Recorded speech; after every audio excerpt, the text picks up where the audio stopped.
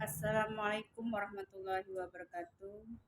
Baiklah teman-teman, pada kesempatan hari ini kita akan membahas praktikum IPA di modul 7 dengan judul optik. Di sini saya akan melakukan praktikum KP1 yaitu sifat cahaya. Baik teman-teman, sebelum melakukan percobaan praktikum ini, saya akan memperkenalkan diri. Nama saya Marlia Rizkasari dengan NIM 8603397273. Baiklah teman-teman, pada percobaan ini adapun tujuannya yaitu percobaan pemantulan cahaya.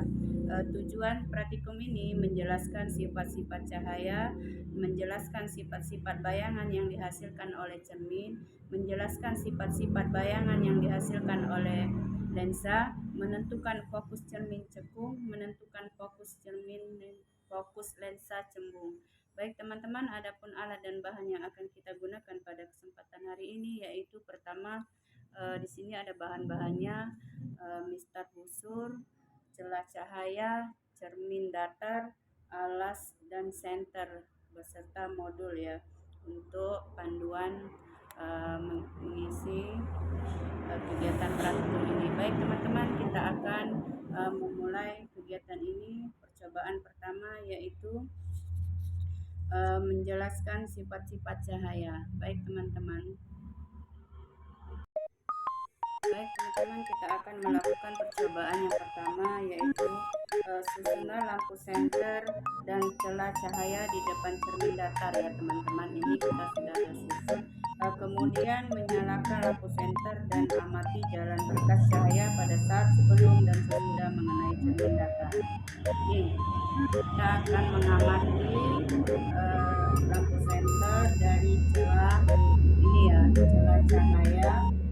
Kemudian gambarlah jalan berkas sinar tersebut sehingga tampak sudut datang dan sudut pantulnya. Ini kita akan menggambarkan dengan busur ya teman-teman. Ini sudut cahayanya yang dipantulkan oleh senter. Kita akan mengukurnya ya teman-teman memakai senter. Datang dan sudut pantulnya menggunakan busur derajat dan hasil menunjukkan besar yang dipantulkan oleh cahaya ini yaitu 120 derajat. Oke, baik. Ini telah dihasilkan oleh cahaya melalui celah. Jadi dapat disimpulkan bahwa sudut datang sama dengan sudut pantul sesuai dengan hukum pemantulannya teman-teman. Oke teman-teman, baiklah kita akan melihat sifat bayangan setelah melalui pemantulan cahaya dari celah ini ya teman-teman. Baik. Selanjutnya kita akan meletakkan lilin dan cermin datar di depan cermin datar ini ya teman-teman. Kita akan melihat sifat bayangan yang dibentuk oleh cermin datar tersebut. Baik, kita akan menyalakan lilinnya teman-teman.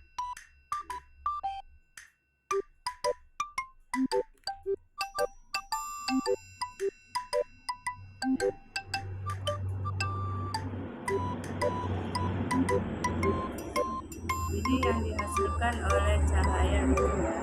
Sifat bayangan yang dibentuk oleh cermin datar yaitu semakin tinggi benda yaitu dia semakin tinggi bayangannya.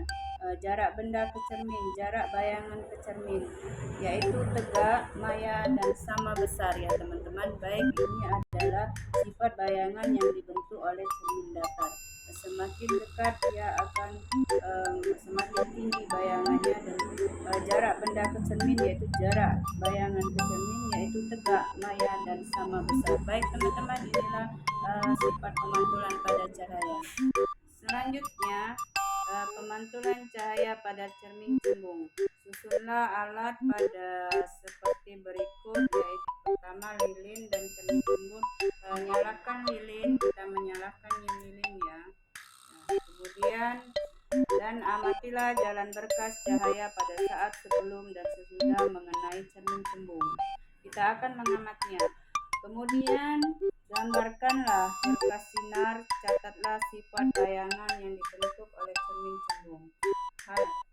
Ini cermin cembung ya, hasil menunjukkan bahwa cermin cembung memantulkan sinar cahaya menyebar atau diperjet, dan bayangan yang terbentuk selalu bersifat yaitu maya, tegak, dan bayangan lebih kecil daripada bendanya. Inilah yang sifat-sifat bayangan yang dipantulkan oleh cermin cembung. Baik teman-teman, inilah yang dipantulkan oleh cermin cembung. Kita akan melakukan sifat bayangan melalui cermin cembung. Selanjutnya kita akan melakukan pengamatan pada pemantulan cahaya pada cermin cekung ya teman-teman. Pertama, susunan alat seperti berikut. Kemudian kita menyalakan lilin ya teman-teman. Kita nyalakan lilin. Lalu amatilah jalan berkas cahaya sebelum dan sesudah mengenai cermin cekung. Gambarlah jalan berkasnya. Ini kita akan mengamati ya teman-teman, jalannya cermin cekung. Kemudian kita akan menggambarkan jalannya berkas sinar. Catatlah sifat bayangan yang dibentuk oleh cermin cekung tersebut.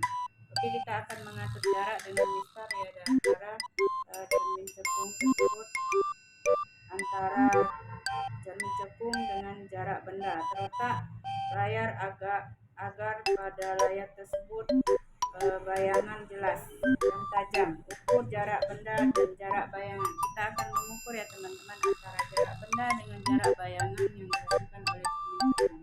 Baik teman-teman, ini jarak bayangannya. Di sini hasil menunjukkan bayangan bersifat nyata. Bayangannya bersifat nyata dan terbalik ya teman-teman. Dia terbalik melalui lensa cekung ini. Kemudian geser benda menjauh cermin cekung. Kita akan menggeserkan bendanya melalui cermin cekung. Kemudian kita mengamati pada jarak tertentu bayangan benda akan menghilang ya, menghilang. Kemudian ukur jarak benda dari cermin cekung dan ukur jarak bayangan. Oke, di sini kita akan mengukur jarak benda dengan jarak bayangannya. Hasil menunjuk ini yang dihasilkan yaitu jarak benda 10 cm, yaitu jarak bayangannya lebih kurang 30 cm. 15 cm jarak bayangannya kurang 32. Untuk 20 cm jarak bayangannya itu 35 ya teman-teman. Kita akan mengukurnya kembali.